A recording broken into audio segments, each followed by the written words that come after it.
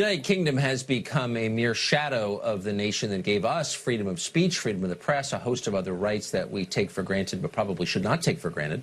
Nobody knows that better than Tommy Robinson. In May of this year, he was arrested for attempting to cover the trial of a sexual grooming gang in the UK. For speaking out loud on the sidewalk, he was taken to prison with barely any time to muster a defense. He was tried and sentenced to 13 months in jail.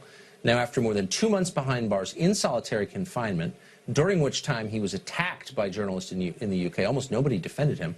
But tonight he has been released on bail after winning an appeal. Tommy Robinson joins us now for his first and only interview. Tommy Robinson, thank you very much for agreeing to talk to us. I know that you spent the last 2.5 months by yourself in a cell, so you're probably feeling a little bit bewildered to be out. Tell us what it was like for you behind bars. For me, behind bars, the way I was treated, I was taken to a prison with quite a low Muslim population. What I'm known for is criticising Islam, so there's been many planned attempts to murder me and kill me in this country. I was taken to a prison with a low Muslim population of 7%, where things were relatively normal. I was separated from other prisoners, but the prison officers made sure they opened my doors multiple times during the day, and they took me out to play pool and snooker with themselves. I was then taken from that prison and transferred to another prison. And I was transferred to the prison with the largest Muslim population in the UK for a CCAT prison. I was then put on solitary confinement, where I spent 2 months not seeing or speaking to anybody, and they used the reason that I was in danger. Now, they would have had risk assessments before I went there. I was purposely taken to be put in danger so that then that reason can be used to then put me on solitary confinement. And if you think about what has happened in this case, it took a number of hours to take me before a court, prosecute me, unlawfully imprison me, and then it took 2 months with the prisons moving me to prevent my legal access, shortening my legal visits, and it took months before I got the opportunity to go before a judge. Once the judge heard what had happened in the trial, we found so many illegal and wrongdoings within this kangaroo court that then it took another 2 weeks before I was freed. And to be honest, this whole encounter, if you talk about, I haven't eaten. I've lost nearly 40 pounds in prison. I had 1 tin of tuna and a piece of fruit a day. I was supposed to be in Her Majesty's prison service, not Guantanamo Bay. I couldn't open my windows because I was having excrement and spit put through them. I believe this whole process, and Tucker, this isn't the first. I'm sorry to interrupt, but who is putting excrement through your window and spit through your window? So my prison cell that I was put in was on the lower level, the ground level, which it didn't have to be. So it's on the ground level. So every prisoner would walk past my cell window, everyone as they walk out. So when my windows were open, every prisoner's walking past. The mosque for the prison was directly opposite my cell. So every time, and we've had huge heat waves, I was literally drenched day to day, and I had excrement and spit thrown through the doors, through my windows. So in the end, I had completely blocked up windows, had to block up all of my cell windows. And all of this, when I say this, to a lot of people around the world, this current case, and the world has watched it, has shocked them. For me, this has been nothing new. There's some things I have not spoke about in the past, where in 2012, I spent 5 months on solitary confinement in the British prison. This goes against every human right and every law.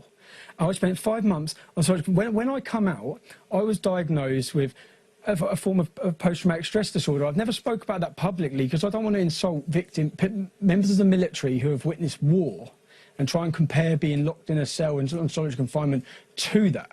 But my medical records are fully aware, that the authorities are fully aware of them, the government are fully aware of them, the prison service are fully aware of them. They know what that did to me. They know what I went through after that. But I guess, may I interrupt you? I just want our viewers to understand why this happened to you in the first place. You went to prison in a supposedly free country for expressing unfashionable opinions in public. Did you, with this last round, you've been in jail for 2 months, did you hit anybody? Did you steal anything? Or did you say something the government didn't like? There was a court case going on where 29 people were in court for gang raping up to 100 young children.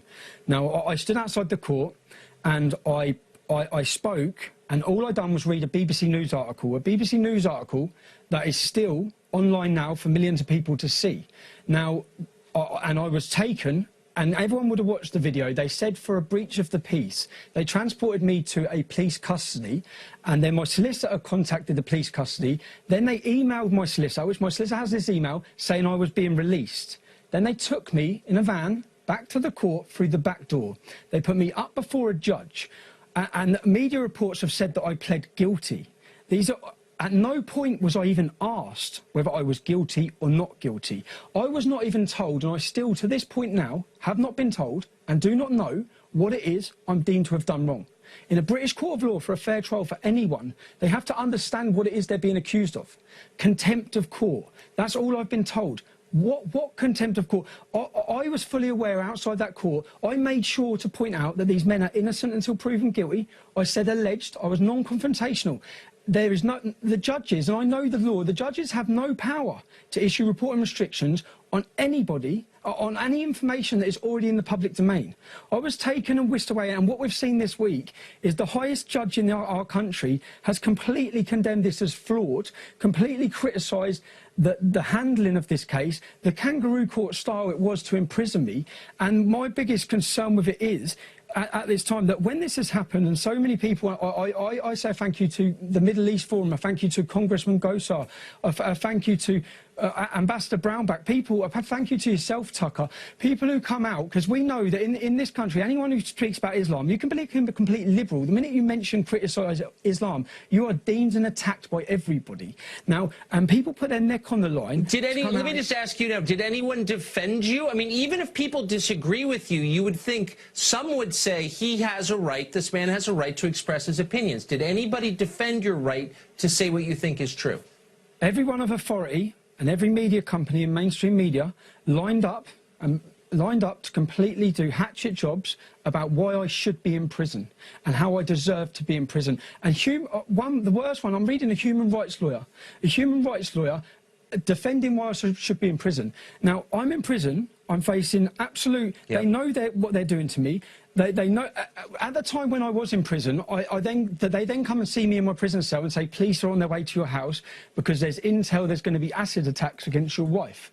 Now, I'm sorry, Tommy, we're out of time, okay. And on that sad note, I wish you good luck in recovering from this and on the time you're going to take off. And I just want our viewers to understand that this has happened in a country that we believed was free, and without our vigilance, it could happen here. That's not hysteria, it's real. Tommy Robinson, thank you very much. Yeah. Thank you. Thank you.